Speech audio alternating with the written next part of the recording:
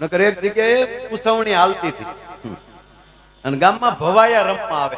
ભવાય પેલા તો ભવાયા બહુ એને જે કાર્યો કર્યા છે, ગામડે ગામડે નાટકો કાર્યક્રમો કરી, પિક્ચર નહોતા, ફિલ્મ નહોતા, નાટકો લઈને આવતા અને એમાંલી ગામમાંલી સાહેબ જે મળે એ એની આવક.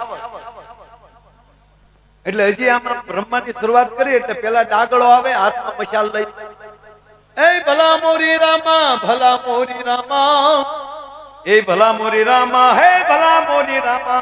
આમ પડ બાંધવા આવ્યો, હાથમાં મશાલ, ત્યારે લાઈટ નું નથી. એમાં એક જણાએ ઓડિયન્સ માંથી હાથ કર્યો કે એ ડાગળા અહીંયા. અને ડાગળાને આખો દી કામ શું કરવાનું હોય ખબર? આખી રાત જે કઈ ફંડ આવે લઈ આવવાનું, એનું નામ ને કુદી બોલવાનું વચ્ચે જ્યારે જ્યારે કોઈ નામ આવે. દાખલા તરીકે નમૂનો આપો. ગામમાં એક વાઘાભાઈ હતા, એ વાઘાભાઈએ 100 રૂપિયા આપ્યા એ સમય. આ નાટક એક બાજુ છે, આ તો બીજું, આ તો દાખલો આપો. એટલે એ કેમ કરતા એ કહેતા કે આલ્યો વાઘાભાઈ ના 100 રૂપિયા, એટલે બધું જે કાર્યક્રમ હાલતો ને બેન થઈ જાય. સાંભળો સાંભળો, વાઘા તું વાઘ, બીજા બધા દીપડા, આખા ગામની આંખું સાફ, વાઘા તારી સાઈડ ના ચીપડા, તમારી ધોન એ ભાઈ ભાઈ, એ ભલા મોરી રામા, ભલા મોરી રામા, ભલા મોરી રામા, એ ભલા મોરી રામા.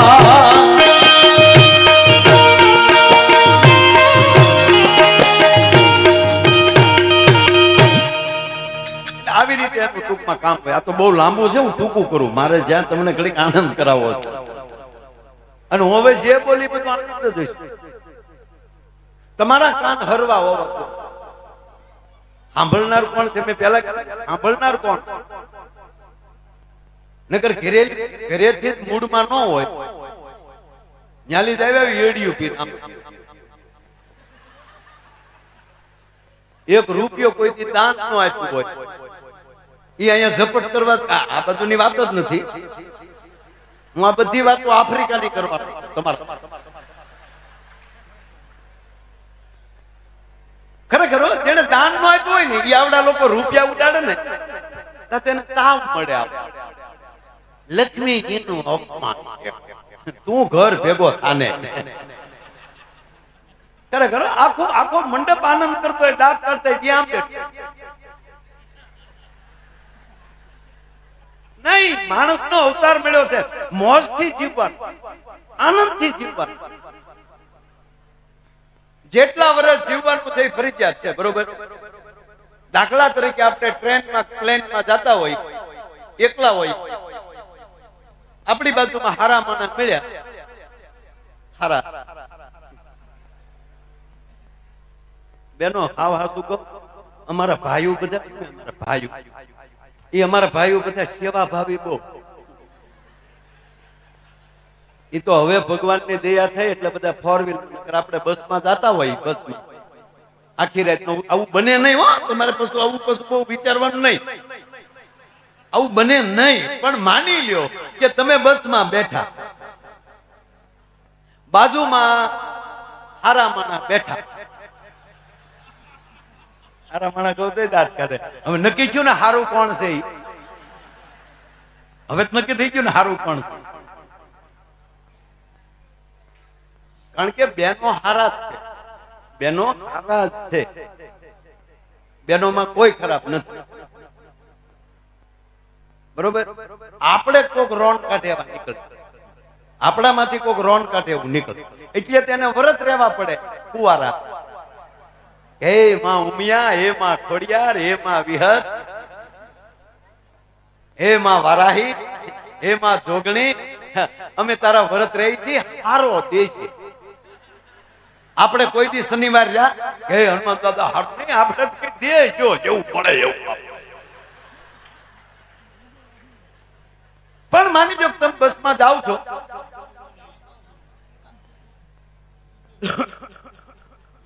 બહાર થોડો ને ઘરમાં ઘણો. હવે મહેતાજી ખમિયા કરો, નરસિંહ મહેતાનું ઝૂંપડું હતું ને, એમાં બહુ વરસાદનું પાણી બહુ પડતું.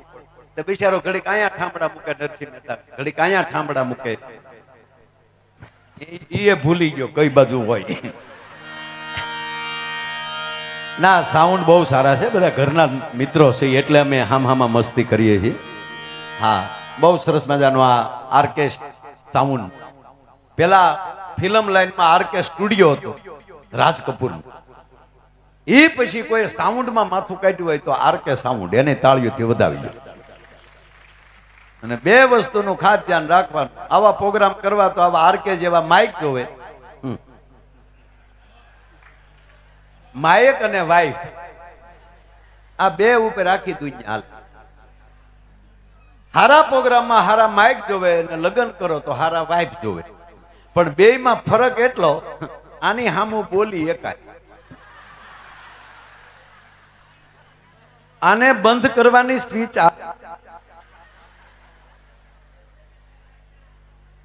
આ વધઘટ થાય, બગડે ખરું, બગડે પણ રિપેર થાય. અને નો ફાવ્યો હોય તો અડધી કિંમતમાં દઈએ દેવાય. મૂળ વાત ઉપર આવું બસમાં આવું થાય નહીં, પણ માની લો તમે આખી રાત ઉજાગરો કર્યો, ડાયરામાં હતા, પ્રોગ્રામમાં હતા, આખી રાતનો ઉજાગરો છે ને બસમાં જવાનું થયું, અને તમારી બાજુમાં બહુ સારા માણસ મળ્યા અને એમાં તમારે આખી રાતનો ઉજાગરો છે,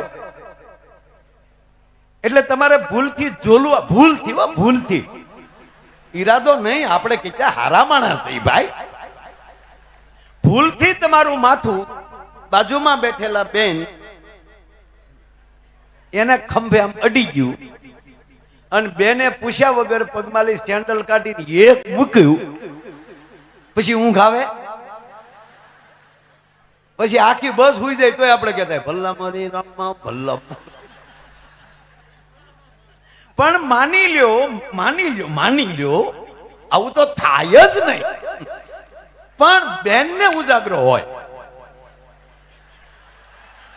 બાજુમાં બેઠેલા બેનને ઉજાગરો હોય, થાય જ નહીં આવું. આ હાટો પાછા બસમાં ન ચડતા, અને બસમાં જાજો, બહુ સારી બસો છે, ના નથી પડતી. પણ માની લ્યો કે આવું થયું ને બેન ને નીંદર આવી ગઈ અને એનું માથું ભૂલથી, બને જ નહીં આવું, પણ એનું માથું તમારા ખંભે આવી ગયું,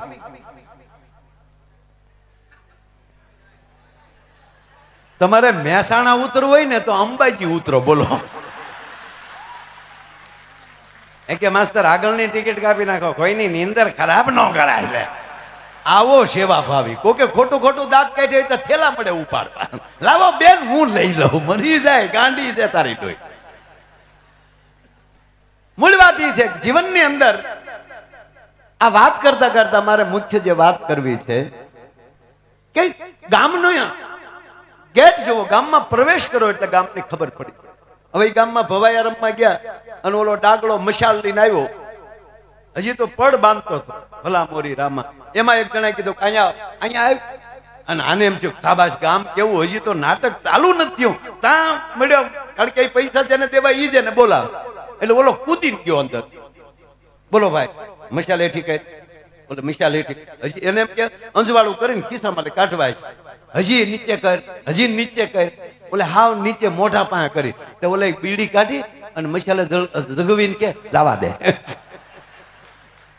ઓલો ન્યાલી સ્ટેજ ઉપર નો ગયો, કપડા બદલતા હતા ને બધા તૈયાર થતા હતા ને, ન્યા ગયો, ન્યા જઈને કે પોટકા બાંધો, કે કેમ, તાકે તારા ડોહા આપણી મસાલે બીડીયું જગવી લે, ઈ ગામમાં પાંચશું ક્યાંય મળે નહીં. એને બદલે સાહેબ તમે કલ્પના તો કરો કે આ ગામના મેં આ દાતાઓના જે નામ જોયા, આ માતાજીની કૃપા. એટલે મેં જ્યાંથી મૂક્યું હતું ત્યાંથી ચાલુ કરું. એટલે કવિઓએ હંમેશા માતાઓ તમને ઠપકો આપ્યો છે, જવાબદારી માવુની છે, બાપુજીની નહીં. માને ઠપકો આપ્યો છે કે હે માં, તું જનની જણી તો ભક્ત જણજે. કાવા દાન બાબુ જેવો ભક્ત જણજે, જનની જણી તો ભક્ત જણજે. કાં દાતાર, આની અંદર જે દાતાઓના નામ છે કાવો દાતારનો જન્મ દે છે. જનની જણ તો ભગત જણ કા દાતાર અને કા સુર. જે વીરની આપણે પૂજા કરી રહ્યા હતા એવા વેલુડા વીર જેવાને કા જન્મ દે. નહીતર તું વાંજણી રહેજે. આ ત્રણ ઉપર જ આ વિશ્વ હાલે. કા દાતાર હોય, કા ભક્ત હોય અને કા વીરતા હોય. આમાંથી એક ઓછો થાય એટલે બે ડીમ થાય. એટલે જ આપણી લાઈટ ના 3 તાર છે. 11 લાઈન માં 3 લાઈન, એમાં એક દયો ઉડે એટલે બાજુના 2 ડીમ થઈ જાય. એમ જનની જણ તો ભગત જણ કા દાતાર કા સૂર, નહીતર રેજે વાંજણી તારું મત ગુમાવીશ નૂર. અને એટલે કવિ કે ધરાવીન ધાન ન નીપજે, કુડવીન માડું ન હોય, જેસલ જખરા નીપજે જેની માં હોથલ હોય. જ્યાં જ્યાં વીરવર પુરુષ જન્મે છે, કારણ કે આવા વીરવર પુરુષને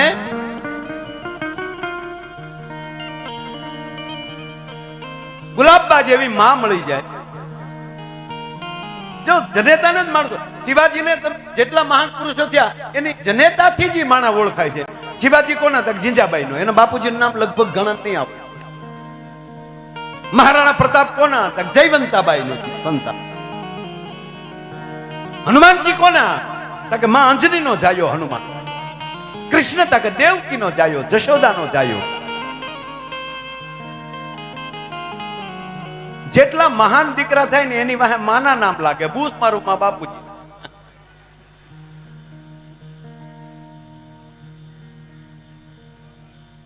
એમાં બાપુજી નામ લાગે. પોલીસ સ્ટેશનમાં જેટલા એફઆઈઆર થાય, અહીંયા પીઆઈ સાહેબ બેઠા છે, એને પૂછો ક્યાંય કોઈ દી માતુશ્રી નું નામ લગાડ્યું હોય મને દેખાડો.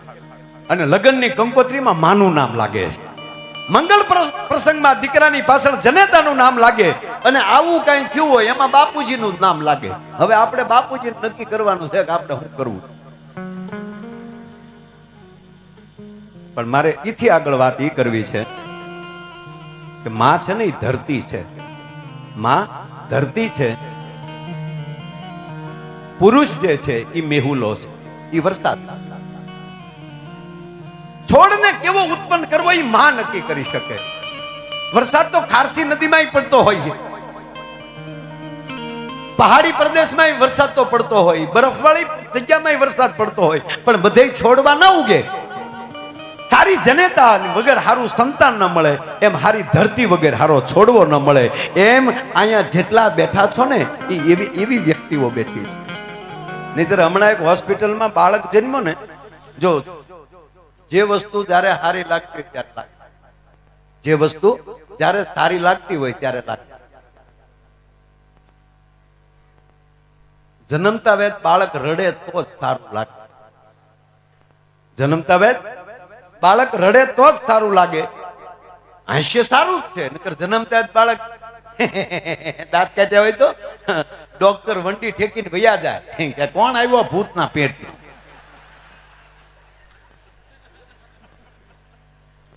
જે વસ્તુ જ્યારે સારી લાગતી ત્યારે લાગે. જન્મતા વેદ બાળક રડે તો જ રૂડું લાગે. ન રડે તો એને આમ પગ પકડીને ઊંચવામ રાખીને એના મોઢામાં કફ કઢવી નાખવામાં, ગરમ પાણી નાખીને રોવરાવે, થપથપા. રડવું જ જો. પણ આ હોસ્પિટલમાં બાળક જન્મ્યું ને તો ન રડ્યું ન હસ્યું, બોલ્યું. હજી ડોક્ટર સાહેબ એને રડાવવા માટે આમ પગ પકડીને આમ થબાવતા હતા, તા તો આટી મારીને હાથ ઉપર બેસી ગયો. જન્મેલું અને બેસીને સીધો બોલ્યો, ઝુકેગા નહીં ચાલા. ડોક્ટરના હાથમાંથી છોકરો પડી ગયો. હારું છું નીચે ગાટલું હતું, હાથમાંથી મુકાઈ ગયો, પણ ઓલોય બિલાડી જેવો સીધો પડ્યો. બોલો. અને ગાટલા ઉપર બેઠો બેઠો આમ આમ કરતો હતો, બ્રાન્ડ હે બ્રાન્ડ.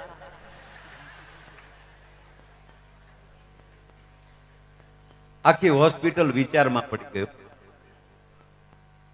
કે જન્મતા વેદ બોલે નહીં. બોલ્યો તો ભલે બોલ્યો, પણ આ સીધો પુષ્પનો ડાયલોગ કેમ બોલ્યો? અને સંશોધન કર્યું ને ત્યારે જાણવા મળ્યું કે આ છોકરો પેટમાં હતો ને ત્યારે એની માએ 45 વાર પુષ્પા જોયું હતું. અને 45 વાર પુષ્પા જોયું હોય ને એનો દીકરો કોઈ દિવસ એને જન્મ આપ્યો હોય ને એ દીકરો કોઈ દી ભાગવતના મંડપમાં ન આવે સાહેબ, એ તો ટોકીજમાં જ બેઠો હોય. ટોકીજનો વિરોધ નથી કરતો, મનોરંજન સારું છે, પણ આ કાર્યક્રમની શરૂઆત કરતા પહેલા વર્ષના 17મા દિવસે આજ મારા ગુજરાતની માતાઓ બેઠી છે, અહીંયા તમામ સમાજની માતાઓ બેઠા છે. માં જ હોય છે, એમાં જ્ઞાતિ ન હોય છે.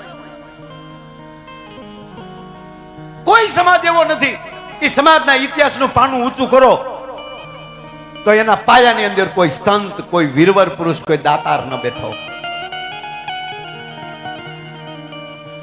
ભારતની એકે એક જ્ઞાતિ ઋષિ સંતાન, કોઈ નાનો મોટો નથી. પણ મારે એક જ તમને હસાવા છે, પણ આ વચ્ચે વાત નીકળે એટલે કહી દઉં કે અહીંયા જેટલા માતાઓ બેઠા છો, એક તમારા દીકરા તરીકે, તમારા ભાઈ તરીકે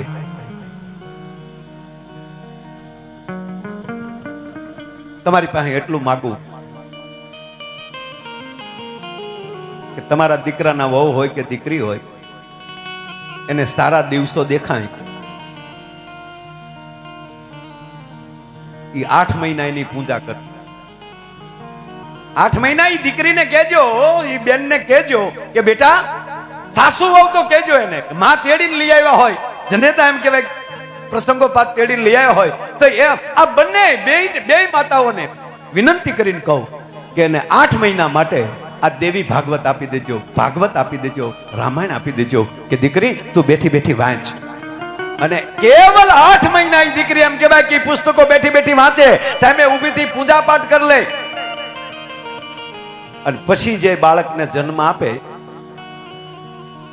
અને ઈ બાળકને જો તમારે કોઈ દિવસ માર્ગદર્શન આપવું પડે તો માયો આયર ગાવાનું બંધ કરી દેશે. ભલા માન તમારી પાસે 1 વર્ષ તો છે જ ને, હું કઈ એમ મરી નથી જવાના, પણ આ વર્ષથી જે પ્રયોગ કરી લે, અને પછી મને અત્યારે વર્તમાનમાં જેની ઘરે આવા સારા જગદંબા બેઠી હોય, 2 જીવ વાળી, એનું આજથી ચાલુ કરી દે રામાયણ વંચાવાનું, ભાગવત વંચાવાનું. પછી ઈ બાળક કેવલ 1 વર્ષનું કે 8 મહિનાનું થઈ જાય ને, અને એમાં તમને અસર ન દેખાય તો મને ફોન કરજો, હું જાહેરમાં ગાવાનું બંધ કરી દે, હું મારું ક્ષેત્ર છોડી દે, એમાં તમને ફેર ન દેખાય. તમને ભરોસાથી કહું બાપ, જે કોઠામાંથી ગર્ભ સંસ્કારમાંથી જે દેવામાં આવશે ને, એ આ દુનિયાની કોઈ યુનિવર્સિટીના બાપની તાકાત નથી કે તમારા સંતાનમાં આપી શકે. ભલે ને 15 લાખ રૂપિયા તમે ફી આપો, સ્કૂલમાં 15 લાખ ફી ભરીને તમે તમારા બાળકને મૂકો, પણ તમે 8 મહિનાની અંદર મારા દેશની માં એને ગર્ભ સંસ્કાર જે આપી શકે, એટલે દુનિયાની કોઈ યુનિવર્સિટી નહીં આપી શકે. ના આપણે તો આ વડીલો બેઠા અને આ યુવાનો અત્યારે બેઠા, અમારા અને તમારામાં ફરક એટલો હતો, અમે નાના નાના હતા ને એટલે કાંઈક આપણે કાંડ કર્યો હોય, કાંઈ સાહેબ કાંઈક પણ તોફાન કરીને ઘરે ગયા હોય, એટલે જરેશભાઈ દિલ્હીમાં પગ મૂકીને બારીમાં લે આમ પગ, ત્યાં અહીંયા કાંઈક થવા કે બાપા જ નહીં હોય ને, કાકા જ નહીં હોય ને, બાપા હું કહેશે, બાપા હું કહેશે, કાકા હું કહેશે, આપણી બીક રહેતી. હવે હું છું ખબર, ઈ નહીં કે બાપા એમ કે આને હું કેવું, નાની હુની વાત નથી, ઓલી બીક હતી બાપા કાંઈક કહેશે. અત્યારે બાપાને એમ થાય હું કે લઈને મારો આરો તે ભયો દા. બાપા નાના હતા, બાપુજી નાના હતા, ત્યારે એના બાપુજી એમ કહેતા બેટા આવું નહીં કરવાનું, આ નહીં કરવાનું, એટલે નહીં જ કરવાનું, પૂરું વાત કે નહીં કરવું. પછી આપણે નાના છે એટલે સમય થોડોક નીચે આવ્યો. અમારા સમયમાં એવું થયું, બાપુજી કે આ નહીં કરવાનું, એટલે આપણે કે શું કામ, કે આ માટે, કે ભલે આ માટે નહીં કરવું, એટલું થોડું. અને હવે શું થયું ખબર, અત્યારે બાપા એમ કહે ને કે બેટા આ નહીં કરવાનું, થશે જ, આ તો થશે જ પપ્પા, અને તમારે અમારે અરે છે જ ખાવાનું. તમને શું ખબર હોય દુનિયા ક્યાં પહોંચી, આપણને બાપાને કે તમને શું ખબર પડે, એને બધી ખબર પડે, નકર તળાવમાં નો તને નાખતા આવે, એને બધી ખબર પડતી હતી, એટલે તને ઘોડિયામાં તારા હાલાકાય. સાહેબ સાતી ઠોકીને કહું, આ વસ્તુ ચાલુ થઈ જાય ને તો ભારતમાંથી વૃદ્ધાશ્રમ બંધ થઈ જાય. આજે દેવી ભાગવતની કથા તમે સાંભળી રહ્યા છો, દિવસે સાંભળજો બાપ કે આ દેવી ભાગવત, આ દેવી કોણ? આ બેઠી હોય મારી દેવીઓ છે, જગદંબા. તમારા ઘરે કોઈક પરણીને જે દીકરી આવે છે, ઘરે તમારી ઘરે દીકરીનો જન્મ થાય છે, એ લક્ષ્મી છે. પરણીને આવે છે એ કુળદેવી છે, તમારા કુળનો વેળો વધારવા આવે છે, એ તમારી કુળદેવી છે. અને પછી જયારે એ માં બની જાય છે ને, ત્યારે મહાકાલી જગદંબા છે. 4 ફેરા ફરી લે અને એક બાળકને જન્મ આપી દે. અને પછી એને જો પ્રથમ જન્મે છે ત્યારે એનું પહેલું નામ પડે છે બેન, દીકરી. બાપાને વાલી થાય એટલે દીકરી, ભાઈને વાલી થાય બેન આવી, ભાઈની ઘરે બેન આવી, ભાઈને રાખડી બાંધવા આવી, આવો હરખ કરતા હોય. એટલે પહેલો શબ્દ આવે દીકરી, બેન, અને ત્રીજો શબ્દ એની માટે વપરાય, એના લગ્ન થઈ જાય પછી વહુ શબ્દ આવે. અને પછી માં રાંદલની કૃપા થાય અને એને કોઈ બાળકનો જન્મ થાય ત્યારે એનું ચોથું નામ પડે છે, ઈ છે માં. અને પછી માથી મોટું આ દુનિયામાં કોઈ નથી. માની માં હોય ને એને નાની કેવી પડે ભલા માણા. એટલે કીધું ધરાવીને ધાનના નીપજે, ગુડવીને માડુનો હોય, જેસલ જખરા નીપજે.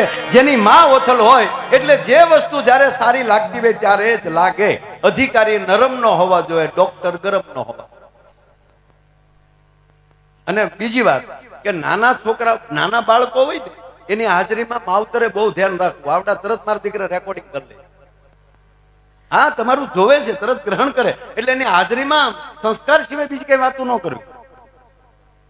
એની સામે બાંધવું તો નહીં જ.